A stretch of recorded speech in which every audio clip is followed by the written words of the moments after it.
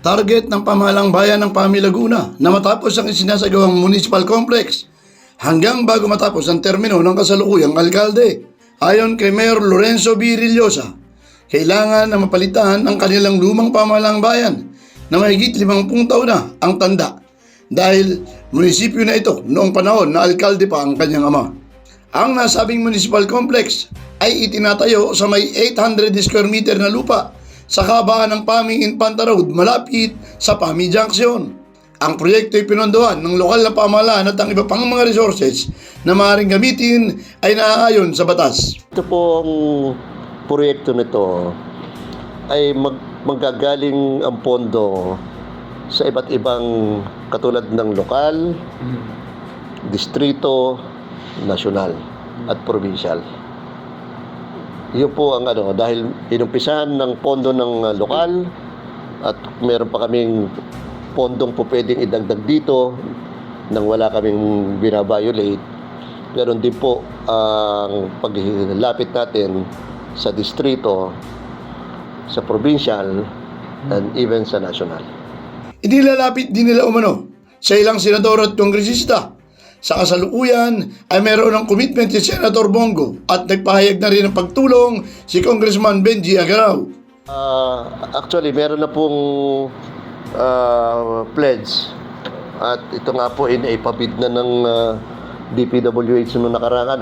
Unfortunately, for naging status nito is for later release. Ito po ay galing sa tulong at pondo ng ating butihing Senador Bongo. Pero ngayon po ang status for later release. At ang ating pong napaka-supportive ng mga Congressman Benji Agaraw ay nagkaroon na rin po ng pledge or commitment na mag-allocate din ng pondo pan-distrito para naman sa pagtulong na paglalagay ng pondo rito sa naumpisa namin municipal complex. Ayon pa kay Mayor Rillosa, ang complex ay magsisilbing one-stop shop dahil dito rin ilalagay ang mga government offices tulad ng Philippine National Police, Bureau of Fire Protection, Judiciary at iba pa. Kaya nga't nais nila na mas lawakan pa ng hanggang mahigit 1 hektarya ang lugar na pinagtatayuan ng complex.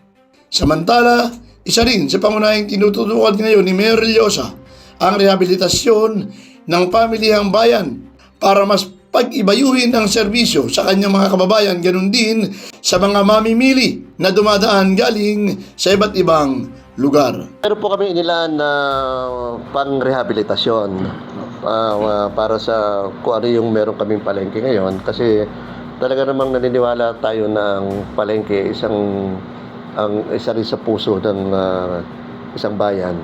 Pero kung ako po, kung dadating ang panahon na mabibigyan pa rin ako ng pagkakataon, gusto ko talaga totally bago Kaya lang, siyempre, medyo mahabang proseso yan.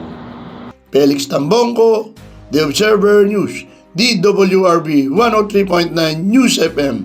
Ikaw ang una.